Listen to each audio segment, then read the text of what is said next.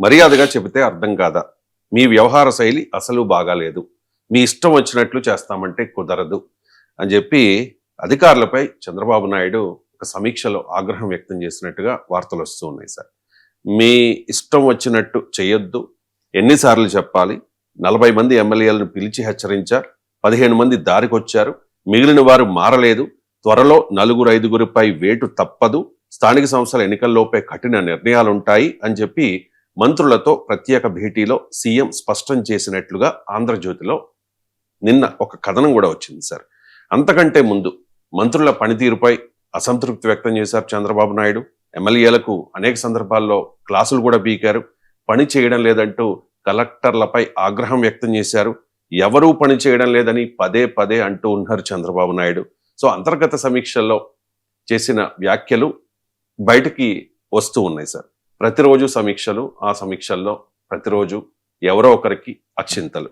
చంద్రబాబు నాయుడు తీవ్ర అసంతృప్తి, ఆగ్రహం ఏంటి సార్? ఏం సంకేతాలు ఇస్తోంది? ఇవి కూడా ఏదో సాక్షిలో వస్తున్నాయి ఆంధ్రజ్యోతిలో. ఆంధ్రజ్యోతి మెయిన్ గా ఆంధ్రజ్యోతిలో వస్తే కొంత ఈనాళ్ళు కూడా వస్తుంది, సాక్షిలో కావు.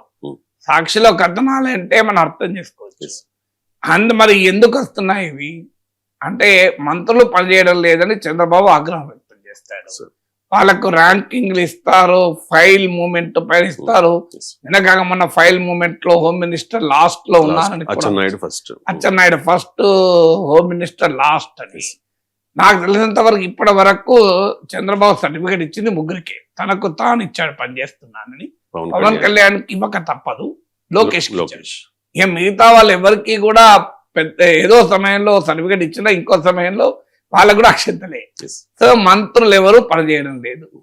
పోనీ అని మంత్రులు పనిచేస్తలేరు, కలెక్టర్లు పనిచేస్తలేరు, కలెక్టర్లు ఫీల్డ్ మీదకి వెళ్తలేరు, వాళ్ళ ఆఫీసులనే కూర్చుంటున్నారు, కేవలం రిపోర్ట్ రాసి పంపుతున్నారు. ఎమ్మెల్యేలు పనిచేయడం లేదు, ఇప్పుడు దిగువ స్థాయి అధికారులు కూడా పనిచేయడం లేదు. మరి ఎవరు పనిచేస్తున్నట్టు ఆంధ్రప్రదేశ్లో? పాలన ఎలా నడుస్తుంది అంటే, ఒక్క చంద్రబాబు, పవన్ కళ్యాణ్, లోకేష్లే పనిచేస్తే రాష్ట్రం అంతా సుపరిపాలన ఎలా ఉంటుంది? దీనికి ఆన్సర్ నాకు ఇప్పుడు కదా. వాళ్ళు ముగ్గురు సూపర్ మ్యాన్, స్పైడర్ మ్యాన్లు ఉన్నా కూడా అయినా కూడా కాదు కదా, ప్రాక్టికల్ గా సాధ్యం కాదు కదా. మరి వీళ్ళెవరూ ఎందుకు పనిచేయడం లేదు? వీళ్ళెవరూ పనిచేయనప్పుడు రాష్ట్రంలో పాలనా వ్యవస్థ గాడి తప్పినట్టు భావించాలా? సో నిన్న గుడిని కూలగొట్టానని చెప్పి అడవి అధికారులపైన చంద్రబాబే తీవ్రంగా వచ్చాడు. మరి నెయ్యి కల్తీ నేరమైనప్పుడు గుడి కూల్చడం నేరం కాదా? గుడిని కూల్చడం మామూలు విషయం కాదా? సనాతన ధర్మ పరిరక్షకులైన పవన్ కళ్యాణ్ శాఖలో జరిగింది. ఇప్పటిదాకా వైఎస్ఆర్ కాంగ్రెస్ విమర్శ అది. సనాతన ధర్మ పరిరక్షకుడైన పవన్ కళ్యాణ్ శాఖలో గుళ్ళను హిందూ సంబంధించిన మతానికి సంబంధించిన ఆస్తులపైన దాడులు జరుగుతున్నాయి. ఇవాళ చంద్రబాబు చెప్పినట్టు పత్రికలు వచ్చాయి కదా.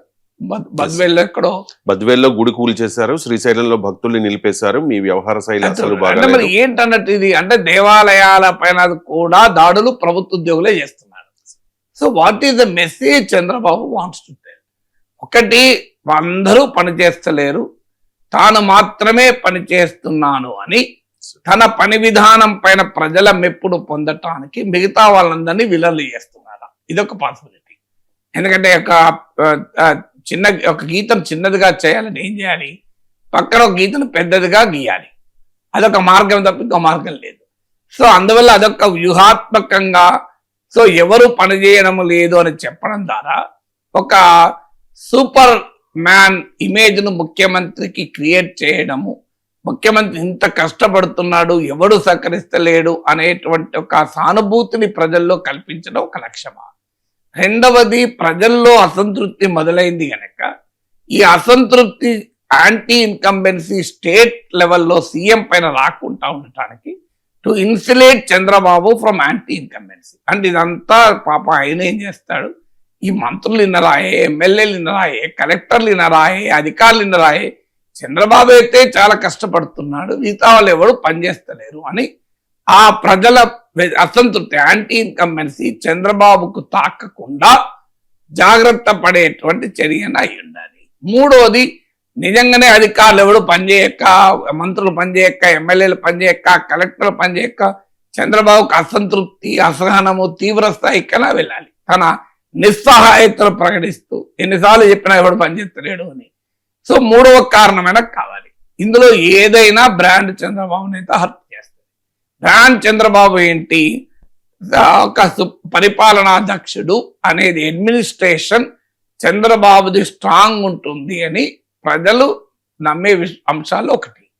మరి తన బ్రాండ్ను తానే చంద్రబాబు ఎందుకు చెడగొట్టుకుంటున్నాడు, ఈ ప్రశ్నకు ఎవరికి ఆన్సర్ లేదు.